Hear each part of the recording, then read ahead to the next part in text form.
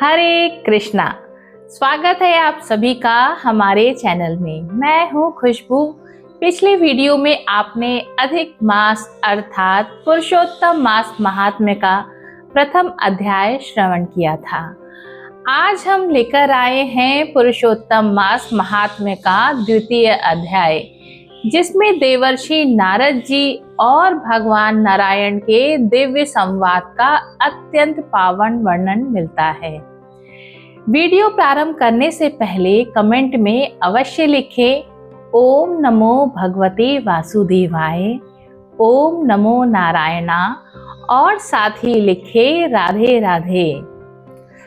ओम श्री गणेशाय नमः, ओम श्री गुरुदेवाय नमः, ओम श्री गोपीजन वल्लभाय नमः।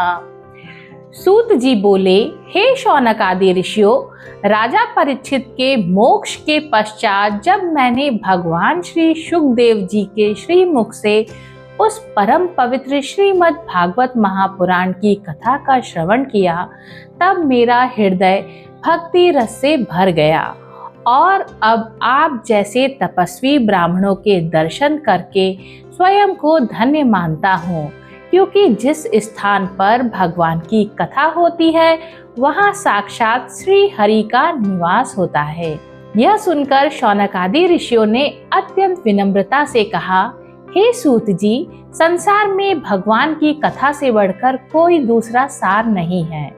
कलयुग के प्राणी अल्पायु, दुखी और मोह से ग्रसित हैं, अतः आप हमें वह दिव्य कथा सुनाइए जो मनुष्य के समस्त पापों का नाश कर उसे जन्म मरण के बंधन से मुक्त कर दे। हमें वही दुर्लभ ज्ञान सुनाइए जो स्वयं वेद व्यास जी के हृदय की निधि है और जिसका श्रवण अमृत से भी अधिक कल्याणकारी है। सूत जी बोले, हे मुनियों, अब मैं आपको एक प्राचीन और अत्यंत पुण्यदायी प्रसंग सुनाता हूँ। एक समय देवर्षि नारद लोक कल्याण की भावना से प्रेरित होकर बद्रिकाश्रम पहुँचे। वह स्थान अत्यंत दिव्य था। वहाँ नर और नारायण ऋषि के रूप में स्वयं भगवान विष्णु तपस्या में लीन थे। वह आश्रम कदम, जामुन, आम, चंदन, पारिजात और कल्प वृक्ष जैसे दिव्य वृक्षों से सुशोभित था। वहाँ भगवान श्री हरि के चरणों से प्रकट हुई पवित्र गंगा और अलकनंदा की निर्मल धाराएं प्रभावित हो रही थी। अनेक सिद्ध तपस्वी और देवता उस पवित्र धाम की शोभा बढ़ा रहे थे। वहां पहुंचकर देवर्षि नारद जी ने भगवान नारायण को साष्टांग दंडवत प्रणाम किया। भगवान का तेज अत्यंत निर्मल था। वे इंद्रियों को जीतने वाले, समस्त देवताओं को के भी देव और लोकहित में निरंतर लगे रहने वाले थे। हाथ जोड़कर नारद जी ने उनकी स्तुति करने लगे। नारद जी बोले, हे कृपा सागर प्रभु, आप सत्य स्वरूप है, सत्य व्रती हैं, सत्य के आधार हैं। आप ही समस्त जगत के कर्ता धर्ता और पालन करता है। आपका यह कठोर तप केवल अपने लिए नहीं बल्कि संसार में धर्म और मर्यादा की स्थापना के लिए है। यदि आप जैसे समर्थ पुरुष तपस्या ना करे तो यह संसार अधर्म के सागर में डूब जाए। हे प्रभु, कलयुग के मनुष्य विषय वासनाओं में डूब गए हैं। वे काम, क्रोध, लोभ और मोह के बंधनों में फंसकर अपने वास्तविक स्वरूप को भूल चुके हैं। लोग दूसरों की उन्नति देखकर ईर्ष्या करते हैं। घरों में कलह है, मन में अशांति है। कोई दरिद्रता से पीड़ित है, कोई रोगों से ग्रसित है, कोई पुत्र शोक से दुखी है तो कोई अपनों के वियोग में जल रहा है। अनेक लोग नास्तिक बन गए हैं और शास्त्रों की मर्यादा का उल्लंघन कर रहे हैं। हे जगन्नाथ, मैंने पृथ्वी पर ऐसे भी मनुष्यों को देखा है जो आशाहीन, दुर्बल, रोगी, ज्ञानहीन और दुखों से टूट चुके हैं। महामारी, दारिद्र्य, संतान दोष, अंगहीनता और भयंकर व्याधियों से पीड़ित लोगों की दशा देखकर मेरा हृदय करुणा से भर गया है। अतः हे भक्त वत्सल प्रभु, आप मुझ पर कृपा करके ऐसा व्रत ऐसा अनुष्ठान और ऐसी कथा बताइए जिसका श्रवण और पालन करने मात्र से कलयुग के प्राणी सहज ही पापों से मुक्त होकर मोक्ष को प्राप्त कर सके। वेदों में भी सुना गया है कि उपकार करना ही भगवान विष्णु का स्वभाव है। इसलिए लोक कल्याण के लिए आप वह परम रहस्य मुझे सुनाइए जिसके श्रवण मात्र से जीव निर्भय होकर परम पद को प्राप्त करता है। सूत जी कहते हैं, देवर्षि नारद जी के इन करुणा और लोकहित से भरे मधुर वचनों को सुनकर भगवान नारायण मंद मंद मुस्कुराने लगे। उनका मुखमंडल ऐसे शोभायमान हो उठा मानो घने बादलों के बीच पूर्णिमा का चंदन प्रकट हो गया हो। तब भगवान ने नारद जी को उस महान रहस्य का उपदेश देना प्रारंभ किया जो अधिक मास अर्थात पुरुषोत्तम मास की महिमा से संबंधित था। भगवान ने कहा कि यह पुरुषोत्तम मास अत्यंत दुर्लभ और परम पवित्र है। इसका स्वामी स्वयं मैं हूँ। जो मनुष्य श्रद्धा भक्ति और नियम पूर्वक इस मास का पालन करता है वह कभी दुर्गति को प्राप्त नहीं होता। इस मास में किए गए जप तप दान व्रत और भगवान के नाम स्मरण का फल अनंत गुना बढ़ जाता है। इस प्रकार नारायण और नारद जी का यह दिव्य संवाद कलयुग के अंधकार में दीपक के समान प्रकाश फैलाने वाला बना। इसका श्रवण समस्त तीर्थों में स्नान करने के समान पुण्यदायी माना गया और यही हमें भगवान की अनंत करुणा और दयालुता का बोध कराता है। हमने सुना कि कैसे नारद जी ने भगवान नारायण के इस मास के महत्व के बारे में पूछा। आज द्वितीय अध्याय में हम एक अत्यंत प्रतापी लेकिन सत्य से विमुख राजा की कथा सुनेंगे, राजा दृढ़धनवा। यह कथा हमें सिखाती है कि अहंकार और भक्ति के बीच की रेखा कितनी सूक्ष्म होती है। सूत जी बोले, हे ऋषियों, प्राचीन काल में आनर्त देश में दृढ़धनवा नाम का एक प्रतापी राजा राज्य करता था।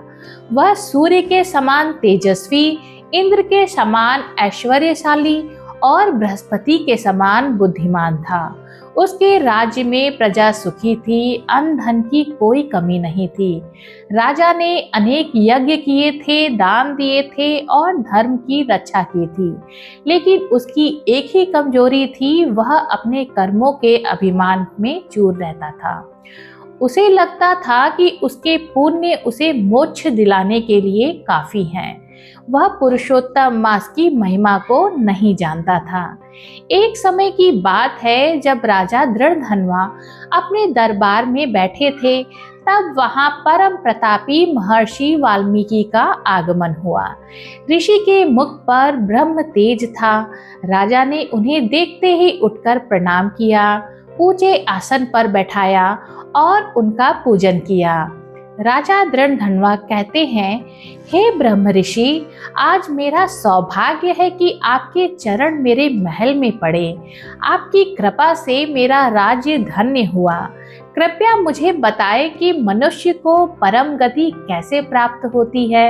ऐसा कौन सा व्रत है जो सभी पापों का नाश कर दे। महर्षि वाल्मीकि ने मंद मुस्कान के साथ कहा, हे राजन, तुमने बहुत अच्छा प्रश्न किया। संसार में सभी व्रतों में उत्तम पुरुषोत्तम मास का व्रत है। जो इस मास में दीपदान, पूजन और सात्विक आहार लेता है वह साक्षात वैकुंठ का अधिपति बनता है। लेकिन राजा के मन में अहंकार जाग उठा। उसने सोचा, मैं तो पहले ही इतने यज्ञ कर चुका हूँ, फिर इस एक महीने के व्रत की क्या आवश्यकता।